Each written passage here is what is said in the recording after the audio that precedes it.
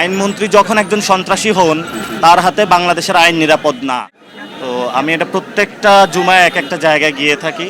তো আমরা মসজিদ থেকে যখনই বের হয়েছি, বের হওয়ার পরে আইনমন্ত্রী আসাদুজ্জামানের সন্ত্রাসী বাহিনী, এখানে যে নেতৃত্ব দিয়ে থাকে আব্দুল মজিদ, চাঁদাবাদ সন্ত্রাসের জনক, এখানে ইসলামী বিশ্ববিদ্যালয়ের ছাত্র দল এর যিনি সভাপতি আছেন, তার নেতৃত্বে হকি স্টিক, বিভিন্ন যে দেশীয় অস্ত্র নিয়ে আমাদের উপরে তারা হামলা করে। আমাদের জায়গা থেকে আমরা শান্তি শৃঙ্খলা বজায় রেখেছি এবং আমাদের অনেকের ফোন, ক্যামেরা থেকে শুরু করে মানি ব্যাগ তারা সেখানে আমাদের চিন্তায় করে নিয়ে যায় তারা, এবং তারা অনেকগুলো ডিম নিক্ষেপ করে। আমাদের অনেক ভাই এখানে আহত হয়েছেন হকি স্টিকের আঘাতে, 3 জনের তারা মাথা ফাটিয়ে দিয়েছে।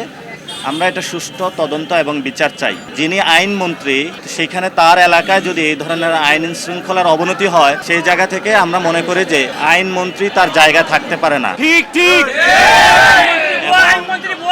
স্বরাষ্ট্রমন্ত্রী যিনি আছেন, ওনার দেশের আইন শৃঙ্খলা অবনতি হওয়ায় ওনারা পদত্যাগ করা উচিত এবং আইনমন্ত্রীকে দ্রুত পদত্যাগ করিয়ে তারকে বিচারের আওতায় আনা উচিত। আইনমন্ত্রী যখন একজন সন্ত্রাসী হন, তার হাতে বাংলাদেশের আইন নিরাপদ না। ওনার হাত দিয়ে জুলাই সংস্কারের যে আমাদের আইনগুলা হয়েছিল, সেগুলো কিন্তু প্রত্যেকটা আইন রহিত করা হয়েছে তার হাত দিয়েই। এই জন্য যতদিন এই আইনমন্ত্রী থাকবে, ততদিন বাংলাদেশের সংস্কার এবং আইন নিরাপদ নয়। আমরা অতি দ্রুত তার এবং গুন্ডা পান্ডা বাহিনী যারা এখানে অ্যাটাক করেছে আমাদের উপর হকি স্টিক দিয়ে, তাদের আমরা বিচার চাচ্ছি। স্বরাষ্ট্রমন্ত্রী হয়তো এটা বিচার করবেন, অথবা আমরা ঢাকা স্বরাষ্ট্রমন্ত্রীকে ঘেরাও দিব। এটার আমরা বিচার নিয়ে ছাড়বো ইনশাআল্লাহ।